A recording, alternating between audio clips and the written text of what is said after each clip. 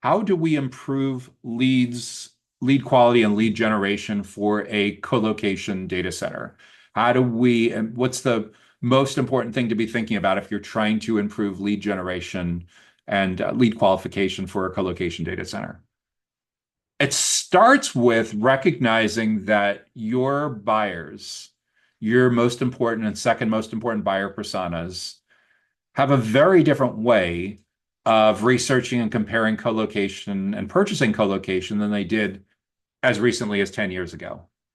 And it's a combination of a couple of different factors. One is we know when a decision maker that is a baby boomer retiring, it is very unlikely that the person who steps in and takes over is another baby boomer. So if anything, if there was any digital resistance at all that had to do with generational issues, those digital resistance generation issues melt away almost immediately when there's a change in leadership and you're now selling to someone that's in Gen X or a millennial, or in some cases, even Gen Z.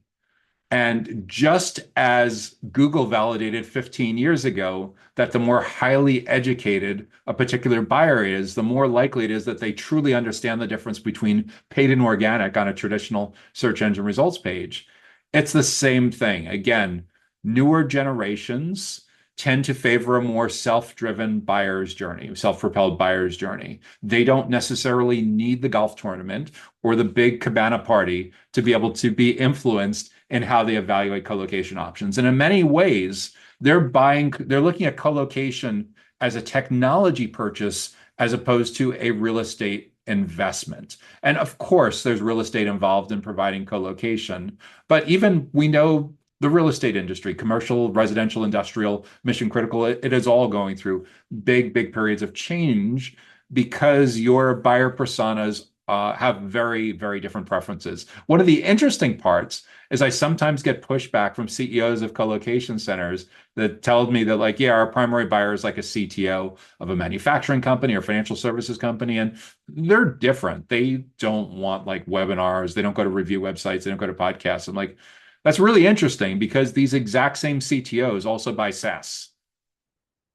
And you recognize that like the SaaS companies have been knocking it out of the park with this playbook for 10 years already.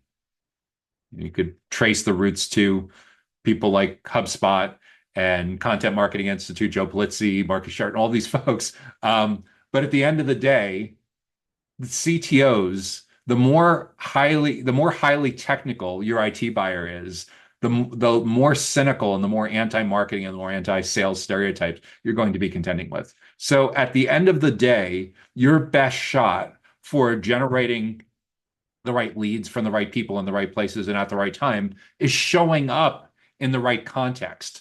This is why it's so powerful and yet so important for most of your client-facing team to go through this rebrand, to go through this overhaul, this reposition, this pivot, where you look at the job title that's on their LinkedIn profile, or the job title that's in their email signature, or if you're still doing a lot of events, the job title that's on their business card.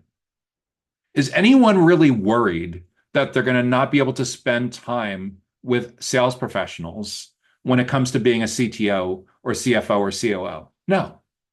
They see you as interchangeable commodities because they're not respecting your expertise.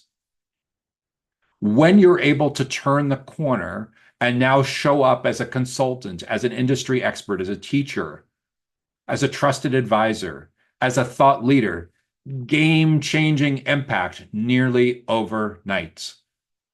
And it's not quite as simple as doing a find and replace on the email signature and on the LinkedIn profile. You actually do have to be able to provide value.